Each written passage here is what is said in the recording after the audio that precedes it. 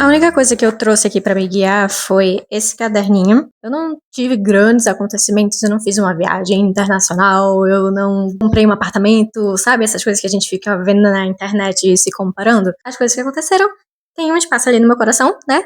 Tem que ter. A gente tem que se celebrar também. Me formei. Eu sou oficialmente publicitária, oficialmente desempregada, mas calma, vamos focar na parte positiva. Eu tinha já esse pensamento de querer fazer uma pós-graduação, mas eu não sabia exatamente o que. Eu tava pensando sobre uma coisa que fosse mais ligada ao mercado editorial, redação e escrita de uma forma focada. O algoritmo da vida se encarregou de me apresentar com a especialização em escrita criativa que agora eu estou cursando. Terminei o primeiro rascunho de um próximo livro. O primeiro rascunho, querendo ou não, é uma coisa grande. Sobre o meu mood board, tinha algumas coisas que eram meio vagas. Uma coisa meio assim, só estética. Tinha algumas coisas sobre presença digital, sobre reconhecimento. E terminou que por causa das minhas próprias ações, por não avaliar também o que eu precisava para chegar nos resultados que eu mesmo queria, as coisas não aconteceram. Uma coisa que eu percebi com essas metas menores, muitas delas tinham a ver com vontades e não exatamente com metas. Vontades são coisas mais espontâneas. Por exemplo, estou com vontade agora de tomar um café bem gelado, trincando assim. Eu tava confundindo isso com metas, com coisas prioritárias. E eu acho que eu tava colocando dentro da minha cabeça o peso de todas essas coisas como igual. E ficando sobrecarregada com isso. A primeira coisa era só comprar livros depois de ler os que eu já tenho. Assistir mais filmes nacionais, que foi uma que eu também completei. Se animar mais com festividades, tá vendo? É isso que eu falo, que tem umas um pouco genéricas. São João, que geralmente São João é uma coisa que eu fico meio assim, não sei se eu quero. Aí eu fui lá e assisti o Wesley Safadão.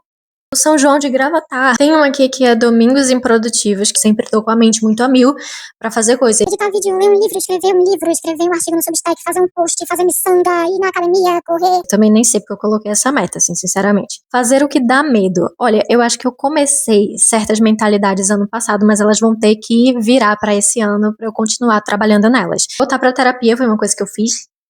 Yes! Fazer gratidões. Olha, esse negócio de gratidão, feito aquela música de O Terno. Tudo está melhor do que parece, eu olho e vejo tudo errado, faz tempo que tá tudo certo. Tudo é muita coisa. Mas dizer que eu fiz gratidões, não sei se eu fiz não. Revisitar os meses com metas e acontecimentos foi uma coisa que eu fiz. Eu comecei a fazer planejamentos mensais, eu ia dando check, dando ok, ou então eu fazia alguma coisa que eu não tinha esperado no planejamento, e aí eu ia e colocava lá, não fiz isso mais, isso aqui aconteceu. Ir mais à praia. Eu sempre falo que eu vou mais à praia. Não tô parecendo que eu vivo dentro de um caixão. Vai mais à praia, mulher, vai ver o mar. Existem certas coisas dentro da gente que só se curam quando a gente vê o mar. Não ter vergonha. Olha, mais uma que é muito genérica, que é muito aberta. Não ter vergonha como? O que é que eu vou fazer pra não ter vergonha, sabe? Outra coisa que eu acho que se moveu pra 2026 também, encerramento de ciclo, eu tive uma sessão de terapia onde ela falou assim, você passa uma confiança que você não sente. Fazer as compras importantes ou investimentos, porque eu acho que eu sempre ficava, tipo assim,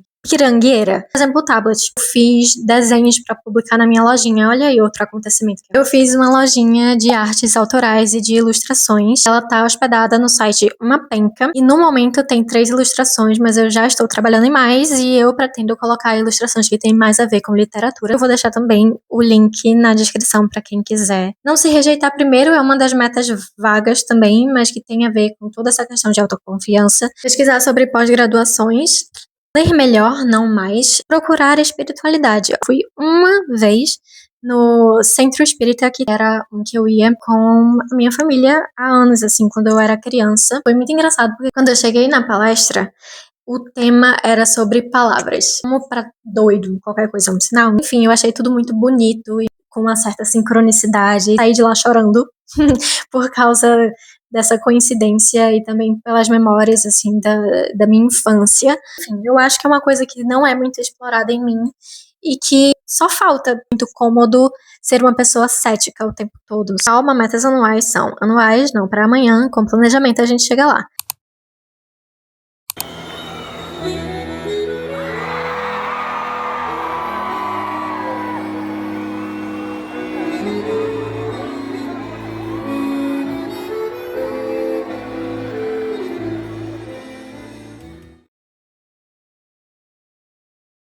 E agora falando sobre o mood board e as metas de 2026, sobre isso também no Instagram, para colocar como se fosse 3 colunas com temas e aí passos menores. A primeira é nessa de focar na literatura, de buscar parcerias, de interagir mais com pessoas que também produzem esse tipo de coisa. A segunda coisa é sobre me divulgar mais e ter mais autoconfiança e ser uma pessoa que vende seu peixe, uma pessoa que não tem medo, que não me diminui, que, ai, porque eu faço coisinhas, ai, porque meus livrinhos, ai, porque meus conteúdinhos, meus videozinhos, e se coloca sempre pra baixo. E a terceira e última coisa é sobre aceitar o fluxo da vida, navegar com ele, mas sem passividade.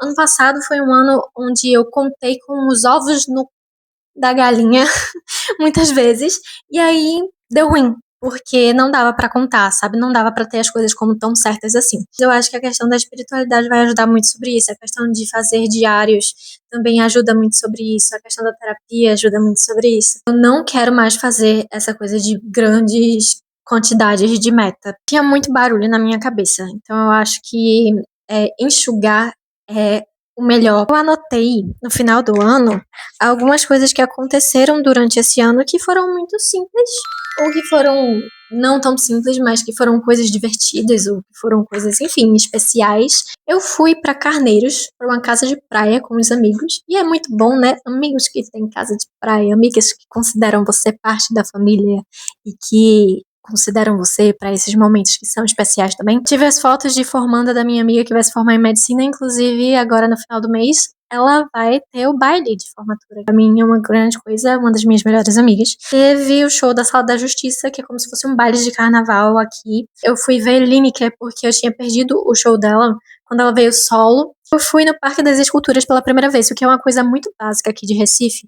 Lá no Marco Zero, você faz a travessia e aí tem o Parque das Esculturas de Brenan.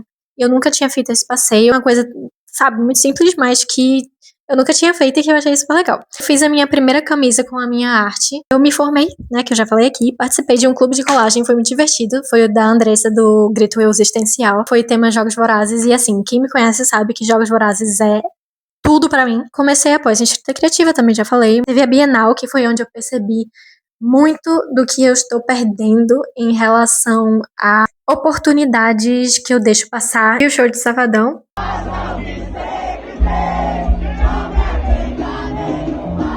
Eu vi um professor muito querido no Castelo do Brenan, que eu também fui visitar numa exposição de... Era Vic Muniz, meu professor de literatura do primeiro ano. Teve o show Dominguinho, que eu também falei aqui. Fui no Hack and Play, que também foi muito importante para eu ver essa questão de acreditar, né, em tempos de tanta inteligência artificial, como é importante ter o propósito dos valores e das coisas que você acredita e da sua paixão por criar.